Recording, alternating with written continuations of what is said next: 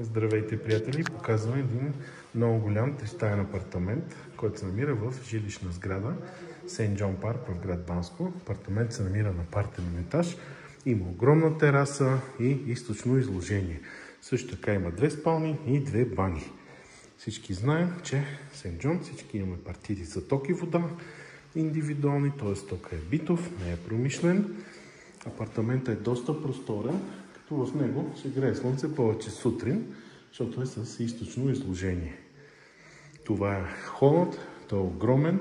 След малко ще ви покажа каква огромна веранда имаме отвънка.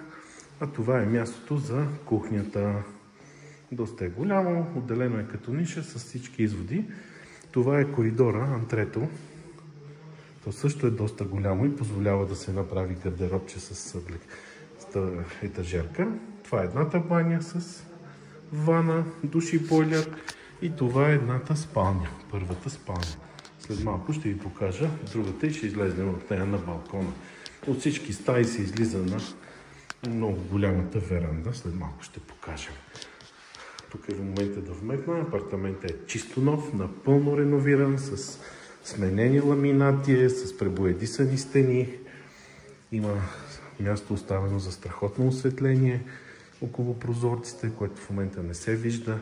Имаме и климатици навсякъде сложени, трябва да отбележа. Ето показвам, пода, ламината е напълно обновен. Имаме всички точки за кухнята. Това е другата спалня.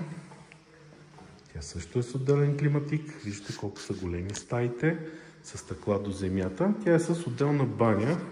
Просто в момента още не е почистено след ремонта. Отново отделен бойлер и отделна вана. От тук ще излезем на балкона, да покажем и него. Ето това е спалнята. Виждате колко е голяма. Като тук имаме изводи с осветление направено. Сега в момента просто не се вижда. Но всичко е абсолютно чисто ново. Ето, вижте каква огромна, може би поне 7 метрова тераса имаме тук. Ето показваме. Разхождаме се и трите стаи излизат на балкона. Това също у нас е паркинга. А това тук е изток. Тоест, сутрин ще грее слънце. За повече информация ще оставя моите данни на линка под това видео.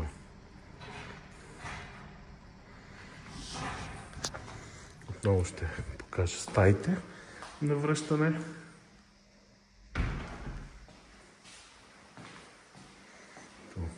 Това е спалня с отделна баня. Това е хола с кухня, ниша и камина. Всички стаи са с климатик. Повтарям, сменени ламинати, пребоядисани стени, напълно реновиран апартамент.